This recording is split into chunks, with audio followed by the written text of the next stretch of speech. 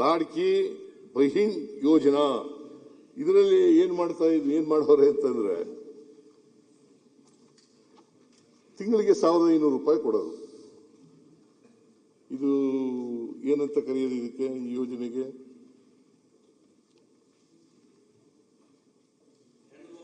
ಮಹಾರಾಷ್ಟ್ರದಲ್ಲಿ 7 ಕೋಟಿ ಜನ ಇದ್ದಾರೆ, ಅಲ್ಲ 13 ಕೋಟಿ ಜನ ಇದ್ದಾರೆ. 13 ಕೋಟಿನಲ್ಲಿ ಮಹಿಳೆಯರು 6.5 ಕೋಟಿ ಜನ ಇದ್ದಾರೆ. 6.5 ಕೋಟಿ ಜನ ಇದ್ದಾರೆ. ಅವ್ರಿಗೆಲ್ಲ 1500 ರೂಪಾಯಿ ತಿಂಗಳಿಗೆ ಕೊಡೋದು. ಮೊದಲನೇ ವರ್ಷ 38,310 ಕೋಟಿ ಕೊಟ್ಟಿದ್ದಾರೆ.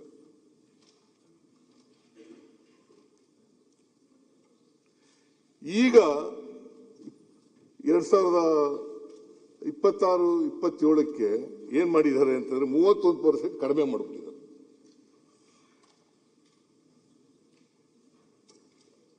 31% ಕಡಿಮೆ ಮಾಡಿ ಎಷ್ಟು ಕೊಟ್ಟಿದ್ದಾರೆ ಅಂತಂದ್ರೆ 26,500 ಕೋಟಿ ಕೊಟ್ಟಿದ್ದಾರೆ. ಮೊದಲನೇ ವರ್ಷ 38,310. ಅದರಲ್ಲಿ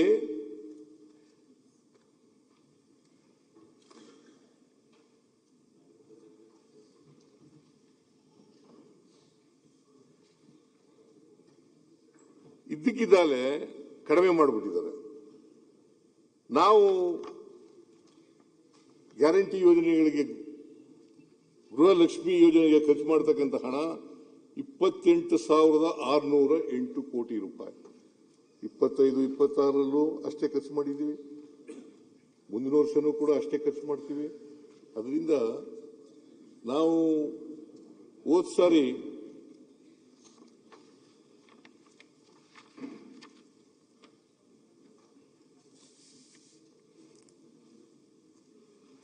ಹೋದ ಸಾರಿ 51,000 ಕೋಟಿ ಖರ್ಚು ಮಾಡಿದ್ದು. ಅಂದ್ರೆ ಈ ವರ್ಷನೂ 51,000 ಕೋಟಿನೇ ಖರ್ಚು ಮಾಡ್ತಾ ಇದ್ದೀವಿ.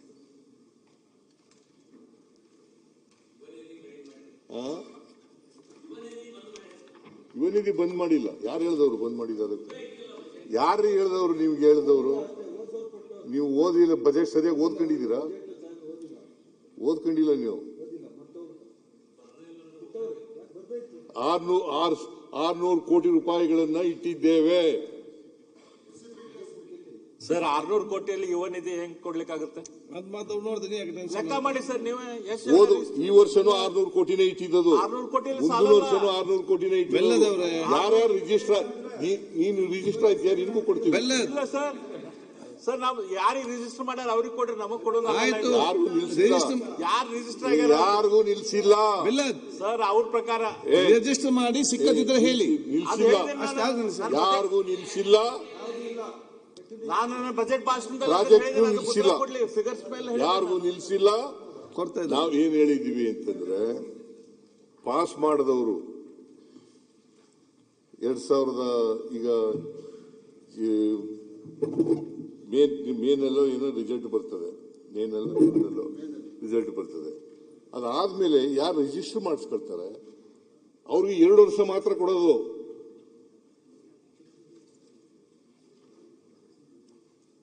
ಅವ್ರಿಗೆ ಸ್ಕಿಲ್ ಡೆವಲಪ್ಮೆಂಟ್ ಕೂಡ ಕೊಡ್ತೀವಿ, ಡಿಗ್ರಿ ಹೋಲ್ಡರ್ಸ್ಗೆ ಮತ್ತೆ ಡಿಪ್ಲೊಮಾ ಹೋಲ್ಡರ್ಸ್ಗೆ. ಅವ್ರಿಗೆ 3,000 ಕೋಟಿ ರೂಪಾಯಿ 3,000 ರೂಪಾಯಿ ಕೊಡ್ತೀವಿ ಡಿಗ್ರಿ ಹೋಲ್ಡರ್ಸ್ಗೆ. ಡಿಪ್ಲೊಮಾ ಹೋಲ್ಡರ್ಸ್ಗೆ 1,500 ರೂಪಾಯಿ ಕೊಡ್ತೀವಿ. ಯಾರು ರಿಜಿಸ್ಟರ್ ಮಾಡ್ಕೋತಾರೆ ಅವ್ರಿಗೆಲ್ರಿಗೂ ಕೊಡ್ತೀವಿ. ಆದ್ರೆ 2 ವರ್ಷದವ್ರಿಗೆ ಮಾತ್ರ. 2 ವರ್ಷದಲ್ಲಿ ಅವ್ರು ಕೆಲಸ ತಗೊಂಡ್ರೆ, ಯಾರು ಕೆಲಸ ಸಿಗುತ್ತೆ ಅವ್ರಿಗೆ ತೆಗೆದಾಕ್ತೀವಿ. ಸೊ ಇದು ಯುವ ನಿಧಿ ಪ್ರೋಗ್ರಾಮ್. ನಾವು ನಿಲ್ಸಿಲ್ಲ, ಸಿದ್ದು ಸವದಿಯವರೇ, ನಿಲ್ಸಿಲ್ಲ. ಈಗಲೂ ನೀವು ಯಾರು ರಿಜಿಸ್ಟರ್ ಮಾಡ್ಕೋತಾರೆ ಅವ್ರಿಗೆ 2 ವರ್ಷದೊಳಗಡೆ, ಅಲ್ಲ 2 ವರ್ಷದವರೆಗೆ ನಾವು ಯುವ ನಿಧಿ ಕಾರ್ಯಕ್ರಮವನ್ನ ಜಾರಿ ಮಾಡಿದ್ದೀವಿ, ಕೊಡ್ತೇವೆ ಅಂತಕ್ಕಂಥ ಮಾತುಗಳನ್ನು ಈ ಸಂದರ್ಭದಲ್ಲಿ ಹೇಳಲಿಕ್ಕೆ ಬಯಸ್ತೇನೆ. ಮಾನ್ಯ ಅಧ್ಯಕ್ಷರೇ, ನಾವು ಯಾಕೆ ರೆವಿನ್ಯೂ ಡಿಫಿಸಿಟ್ ಆಯಿತು ಅನ್ನೋದನ್ನ ಸ್ವಲ್ಪ ಹೇಳಲಿಕ್ಕೆ ಬಯಸ್ತಾ ಇದ್ದೇನೆ. ರೆವಿನ್ಯೂ ಡಿಫಿಸಿಟ್ ಯಾಕಾಯಿತು? ನಾವು ಈ ವರ್ಷ 2026-27ರಲ್ಲಿ ರೆವಿನ್ಯೂ ಸರ್ಪ್ಲಸ್ ತರಬೇಕು ಅಂತ ಪ್ರಯತ್ನ ಇದರಲ್ಲಿತ್ತು. ಆದರೆ ಕೇಂದ್ರ ಸರ್ಕಾರ ನಮಗೆ ಬಿಡಲಿಲ್ಲ.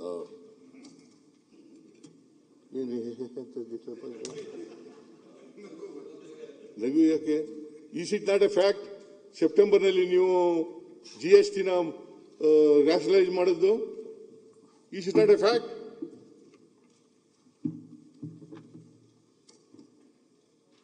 It is A fact. ನಾವು ಬಜೆಟ್ ಮಾಡುವಾಗ ಅಂದಾಜಿನ ಮೇಲೆ ಮಾಡಿರ್ತೀವಿ. ಸೆಪ್ಟೆಂಬರ್ ತಿಂಗಳಲ್ಲಿ ನೀವು ಯಾಕೆ ರ್ಯಾಷನಲೈಸ್ ಮಾಡಿದ್ರಿ? ಅದರಿಂದ ಏನಾಯ್ತು ಗೊತ್ತಾ? ಏನು ಬೆಲ್ಲದ ಕೂತ್ಕೊಳ್ರಿ, ನಿಮ್ಗೆ ಗೊತ್ತಿಲ್ಲ.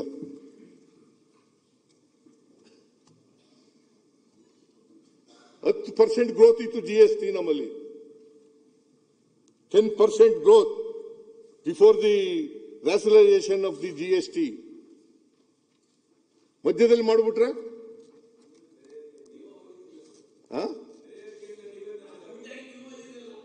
ನಾನಲ್ಲಿ ನಾವು ಯಾರಾಗ್ಲಿ ರೀ, ನೀವು ಕೇಂದ್ರ ಸರ್ಕಾರ ಮಾಡಿದ್ದು.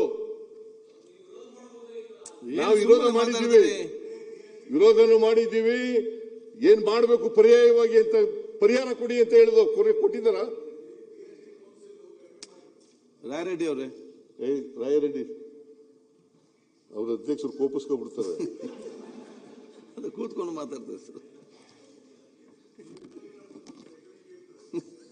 ರಾಯರೆಡ್ಡಿ ಅವ್ರ ಮೇಲೆ ವಿಶೇಷ ಪ್ರೀತಿ ಅವರಿಗೆ. ಮಾನ್ಯ ಅಧ್ಯಕ್ಷರೇ, ಏನ್ ಮಾಡಿದ್ರು ಅಂತಂದ್ರೆ ಮಧ್ಯದಲ್ಲಿ ಮಾಡಿಬಿಟ್ರು. ಅದಕ್ಕೆ ಮೊದಲು ನಮ್ದು GST ಗ್ರೋತ್ ಎಷ್ಟಿತ್ತು ಗೊತ್ತಾ? 10% ಗ್ರೋತ್. ಇದಾದ್ಮೇಲೆ 4%. ಅನೇಕ ರಾಜ್ಯಗಳಲ್ಲಿ ನಾಟ್ ಇವನ್ 4%. ಮಹಾರಾಷ್ಟ್ರ ಒಂದು ಬಿಟ್ರೆ ಬೇರೆ ರಾಜ್ಯಗಳಲ್ಲೆಲ್ಲ ಮೈನಸ್ ಕೊಟ್ಟೋಗ್ಬಿಟ್ಟಿದ್ದಾವೆ. ಅನೇಕ ರಾಜ್ಯಗಳು ಮೈನಸ್ ಕೊಟ್ಟೋಗ್ಬಿಟ್ಟಿದ್ದಾವೆ GST ಗ್ರೋತ್. ಯಾಕೆ ಮಾಡಿದ್ರಿ? 7 ರಾಜ್ಯಗಳು ವಿರೋಧ ಮಾಡಿದ್ದೀವಿ. 7 ರಾಜ್ಯಗಳು ವಿರೋಧ ಮಾಡಿರ್ತಕ್ಕಂಥದ್ದು. ಮೆಮೊರಾಂಡಮ್ ಕೂಡ ಕೊಟ್ಟಿದ್ದೀವಿ. ಕೃಷ್ಣ ಬೈರೇಗೌಡ ಇದ್ದಾರ? ಅವರೇ GST ಕೌನ್ಸಿಲ್ ಮೀಟಿಂಗ್ ಹೋಗಿದ್ದವರು. ನಮ್ಮ ಅಧಿಕಾರಿಗಳೆಲ್ಲ ಹೋಗಿದ್ರು, ವಿರೋಧ ಮಾಡಿದ್ದಾರೆ, ಸ್ಟ್ರಾಂಗ್ ಆಗಿ ವಿರೋಧ ಮಾಡಿದ್ದಾರೆ. ಪರಿಹಾರ ಕೊಡಿ ಅಂತ ಹೇಳಿದ್ದಾರೆ. GST ಬಂದದ್ದು ಯಾವಾಗ ಹೇಳಿ ನೋಡೋಣ? ಜಾರಿಗೆ ಬಂದದ್ದು ಯಾವಾಗ? 16 17 18 16 17 ಅಲ್ಲ, ಸುಮ್ಮನೆ ಅಂದಾಜ್ ಮೇಲೆ ಹೇಳ್ಬಿಡೋದು ಹೊತ್ತಿಗೆ. ಇದು ಹೊಡೆದ್ರೆ ಬಿದ್ದರೆ ಬೀಳಿ, ಬೀಳದೆ ರೋಲಿ ಹೊತ್ತಿಗೆ. ಹೊಡೆಯೋದಂತೂ ಹೊಡೆಯೋದು. 17ನೇ ತಾರೀಕು 17, 22, 23ವರೆಗೆ ಪರಿಹಾರ ಕೊಟ್ಟರು 5 ವರ್ಷ. ಆಮೇಲೆ ನಿಲ್ಲಿಸ್ಬಿಟ್ರಲ್ಲ.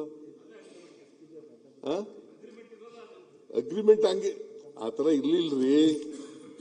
ಏನಂತ ಹೇಳಿತ್ತು ಅಂತಂದ್ರೆ 14% ಗ್ರೋತ್ ಇತ್ತು. ಮಾತಾಡ್ಬೇಡಿ. GST ತೆರಿಗೆ ಆಗ ನಮ್ಮಲ್ಲಿ ತೆರಿಗೆ ಗ್ರೋತ್ ಎಷ್ಟಿತ್ತಪ್ಪ ಅಂತಂದ್ರೆ ಕರ್ನಾಟಕದಲ್ಲಿ 14% ಇತ್ತು. 14%ಗಿಂತ ಜಾಸ್ತಿ ಇತ್ತು. 14% ಕೊಡ್ತೀವಿ ಅಂತ ಒಪ್ಕೊಂಡ್ರು. ಎಲ್ಲಿವರೆಗೆ ಅಂತಂದ್ರೆ ನೀವು ಸ್ಟೆಬಿಲೈಸ್ ಆಗೋವರೆಗೆ ಕೊಡ್ತೀವಿ ಅಂತ ಹೇಳಿದ್ರು.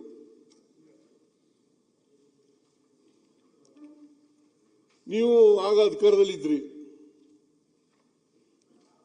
19ರಿಂದ 23ವರೆಗೆ ನೀವು ಅಧಿಕಾರದಲ್ಲಿದ್ರಿ. 23, 24 ಶುರುವಾಯಿತು, ನಿಲ್ಲಿಸ್ಬಿಟ್ರು.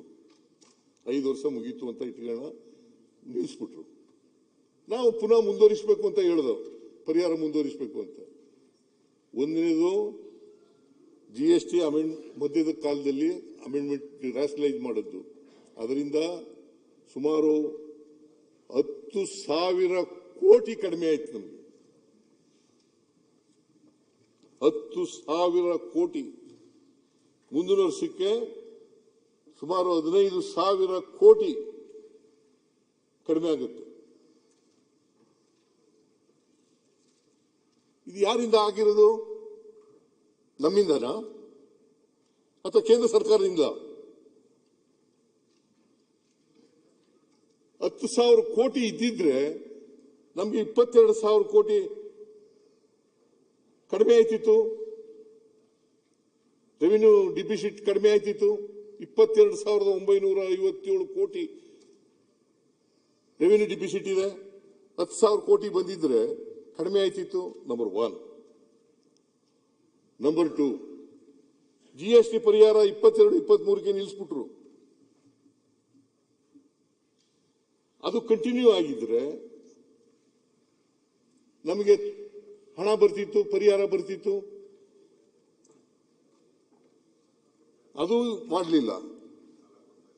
ಮೂರನೇದು JJM,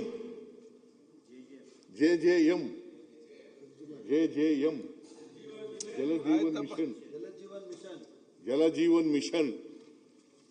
ಅದರಲ್ಲಿ ಎಷ್ಟು ಕೋಟಿ ಕೊಡಬೇಕು ನಮಗೆ? ಯಾಕೆ ಕೊಟ್ಟಿಲ್ಲ ಕೇಂದ್ರ ಸರ್ಕಾರ? ಇದು ಸೆಂಟ್ರಲಿ ಸ್ಪಾನ್ಸರ್ಡ್ ಸ್ಕೀಮ್. ಸುಮಾರು ಜಲಜೀವನ್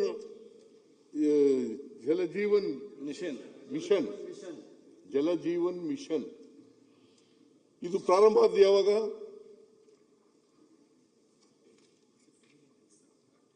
2009. ಬರ್ಕಳ್ರಿ.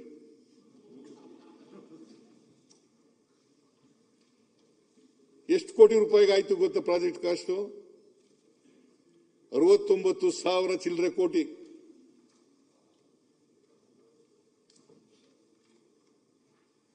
ಅದರಲ್ಲಿ 50-50 ಕೊಡಬೇಕಾಗಿತ್ತು. ಕೇಂದ್ರ ಸರ್ಕಾರ 50, ರಾಜ್ಯ ಸರ್ಕಾರ 50. ಇದು centrally sponsored scheme. It's a government of India program.